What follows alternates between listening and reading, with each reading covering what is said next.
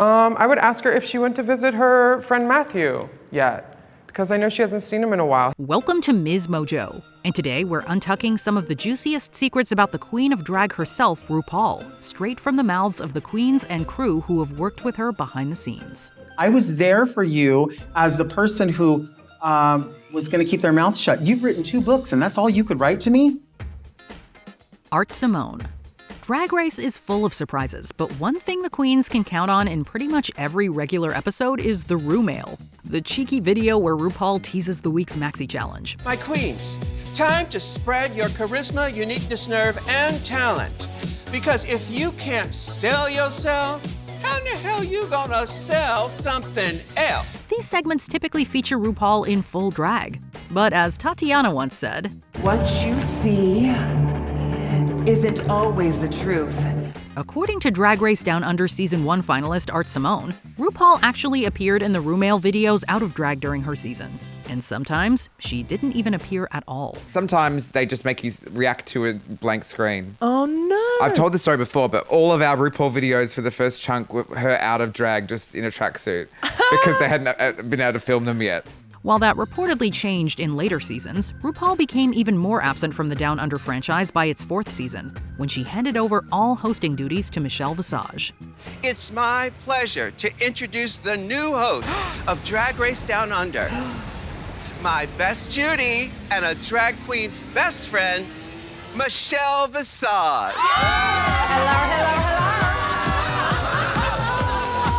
Reddit user ComTart5517. The identity of this individual is still unknown, but in 2023, a Reddit user named ComTart5517 popped up, claiming to be a former Drag Race producer with piping hot behind-the-scenes tea. According to ComTart, while other executive producers can offer input on eliminations, it is RuPaul who gets the final say on who chantes and who sachets away. I've consulted with the judges, but the final decision is mine to make. That power was reportedly invoked in Season 15, which was supposedly rigged for a Sasha Colby Mistress Isabel Brooks top 2. RuPaul allegedly stepped in to save Anitra from elimination during the Rumix episode, clearing the way for her to bump Mistress. For the first time this season, Shantae, you both stay. The anonymous insider also claimed that Jorgeous' controversial design win in Season 14 was entirely RuPaul's doing, but hardly anyone finds that surprising. Jorgeous, you are one smart cookie. Congratulations, you're the winner of this week's challenge. Tammie Brown. Drag Race fans know that Tammie Brown has never been one to hold her tongue, no matter who she's talking to or about. You forgot who you are! You forgot, Tammie. You forgot you're fabulous. Don't blame me for that. That's your responsibility. Use your mouth. So it's not at all surprising she was one of the first queens to spill some backstage secrets. While the first season of All Stars was still airing, Tammie had an interview with a YouTuber, during which she discussed her experience on the show and how the controversial team twist didn't faze her. But I think if I was left with anybody, I would have made it work. It wasn't a big deal. It's not that hard to do that. Right. While speaking about her beef with the judges, Tammie casually implied that RuPaul wears an earpiece on set, through which she is fed her lines. Same thing with RuPaul. I've told him off before, too, because no tea, no shade. They feed him everything in his ear. Oh. You know? Miss Tammie. Although this isn't particularly shocking, considering it is a TV show, it did take some of the shine off RuPaul's witty remarks and comebacks. Cynthia Lee Fontaine. Cynthia Lee Fontaine happily picked up the baton where Tammie Brown left it. In a series of now deleted tweets from 2022, the Season 8 Miss Congeniality backed up Tammie's claims, confirming that RuPaul does in fact wear an earpiece during filming. Cut. Miss Cynthia Lee, you just left out the word gay when you said this company needs a strong gay woman. Yes, because that's the joke. She also spilled that RuPaul and the other judges change into more comfortable clothes and shoes behind the panel, something Utica referenced during her infamous roast on Season 13. RuPaul, you are such a fashion icon. If you could stand up for us, please.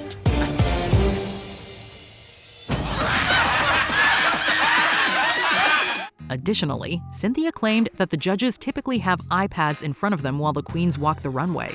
These devices not only display the full pictures of the queens' looks, but also their names, because we all know RuPaul doesn't have the best memory when it comes to her girls. Now I call you Banana because you always wear yellow. And then Saphira, you know what I call you.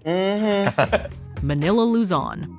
In the 4th episode of All Stars 4, Manila Luzon wowed the judges with her performance in the Jersey Justice Improv Challenge and her runway presentation. I am padded for the gods. I feel like Louis XIV, Rococo Chanel. I'm giving you body yaddy yaddy, old school style. However, the quilted pink dress was not her original choice. After the episode aired, Manila took to Instagram to reveal the outfit she really wanted to wear, a dress designed to look like a giant bloody maxi pad. Her intention was to help destigmatize menstruation, a perfectly normal bodily function that society somehow still treats like a dirty little secret. However, RuPaul reportedly found the look in, quote, bad taste and insisted she change outfits. The moment served as yet another reminder that on Drag Race, RuPaul is in control of every single detail. Silence. Bring back my all-stars. Jeremy Kerry, formerly known as Phi Phi O'Hara. The former drag performer known as Phi Phi O'Hara caused quite a stir during both of his appearances on Drag Race. Go back and do your only one look that you got. Oh, I have one look? Tired-ass showgirl. Showgirl, at least I am a showgirl, bitch. Go back to Party City where you belong. Following a tense run on season 4, Kerry returned for All Stars with dreams of a redemption arc, but that didn't go as planned.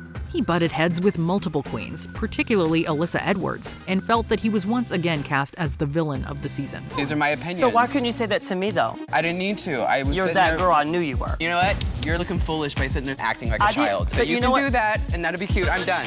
In a later interview, Kerry called out RuPaul for unfollowing him on Twitter and clapping back at his comments with a shady Jessica Rabbit gif. He went on to say that he lost all respect for RuPaul, accusing the host of rarely interacting with the queens, forgetting their names, and essentially treating them less like real people and more like, quote, game pieces for her show. I've been trying so hard throughout this entire competition. And you guys like it. I don't know what to say. All right, thank you very much. Max. Before the Snatch Game episode on season 7, Max was the clear frontrunner, but her momentum hit a speed bump that week. Let's go to Sharon Needles over here. I said haunted house. I'm sorry, but not a match, Sharon Needles. During the critiques, Max seemed uncomfortable in her corset and asked to take it off briefly. She then randomly burst into song while taking a break in front of the stage, which made her look like she had completely lost it. Max, are you okay? So I can't quite recall overnight sensation. I took advantage of the moment. In subsequent interviews, Max has clarified what really happened. Apparently, it was RuPaul who asked her to sing to help calm her nerves. I guess they put it in as me just like singing to sing. Even though I couldn't breathe a moment earlier, so I wouldn't have decided of my own volition to sing. But in the final edit, the moment was framed to make it look like she sang out of nowhere, while Ru watched on, concerned. Can she really fault the queens for blaming it on the edit? Delta Work. This season 3 queen remains one of few Drag Race alumni to win a Primetime Emmy Award, which she picked up for styling RuPaul's hair. Delta Work held that job for multiple seasons, but she was let go during production of AJ and the Queen. The fallout, according to Delta, stemmed from her refusal to also style wigs for background extras. You need to become part of the union in order to be part of this show. And while you're at this show, you will be doing hair on extras. And I said, I don't do hair on extras. I do hair for the star of the show, and then I'm done. Though another stylist was hired for the show, Delta assumed her work on Drag Race would continue. But she eventually got an email from the host subtly telling her off. Hey, D, AJ has me busy working with Curtis from now on. Let you know if I ever have extra work. And that was it. To add insult to injury, her name was taken off the Emmys consideration list for season 11, despite styling Ru's wigs that season. The experience, Delta admits, made her see RuPaul in a very different light. And that's when I realized I can always have respect for the image of the supermodel. I always will. But I question the ethics of a person like that. Pearl. Jeremy Kerry isn't the only former contestant who's spoken about RuPaul's apparent detachment from the queens off-camera. Season 7 finalist Pearl also addressed it in interviews after her run on the show ended. Pearl is mostly remembered for her iconic workroom standoff with RuPaul, after the host called her out for her lack of enthusiasm. So there's something on my face. No, I'm just not convinced. I'm just not convinced. As awkward as that moment was on screen, Pearl revealed it was way more uncomfortable in real life and had to be edited down. She also recounted another alleged incident during filming when she tried to express her admiration for RuPaul, but was told to save it for the cameras. Just giving her, you know, that whole, like everything I've ever wanted to say to her. And she turned to me and she said, "Nothing you say matters unless that camera is rolling."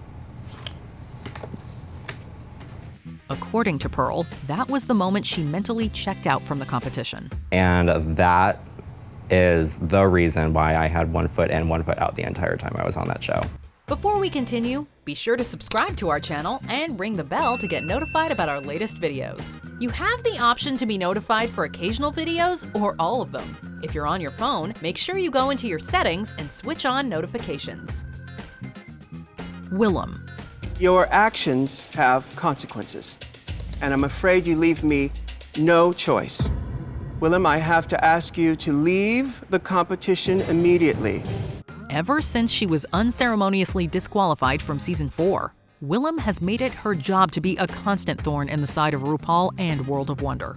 She has called out the host for behaving high and mighty on the show and reportedly telling the Drag Race queens that they exist solely to serve her own legacy. Yeah, she doesn't care. She doesn't know some of our names, you know? I mean, there's videos of DragCon of her not knowing people's names, so... Willam has also never missed a chance to slam RuPaul for apparently neglecting her longtime stylist Matthew Anderson, who worked with her until the 9th season of Drag Race. According to Willam, RuPaul has barely visited Anderson, who has been hospitalized for years with an undisclosed illness. And the good people at World of Wonder are nice enough to foot the bill for his care, but nobody goes to visit him, which is weird, other than me. I see the sign-out sheet. So yeah, I would ask her if she visited Matthew recently. Their falling out over this issue allegedly led to an explosive argument between the two on the streets of LA. Have any of these accounts tainted your perception of the Queen of Drag, or do you take them with a grain of salt? Share your thoughts in the comments below. Maybe that's me thinking that it should have been something that I never should have expected it to be. But in that moment, it was like so heartbreaking.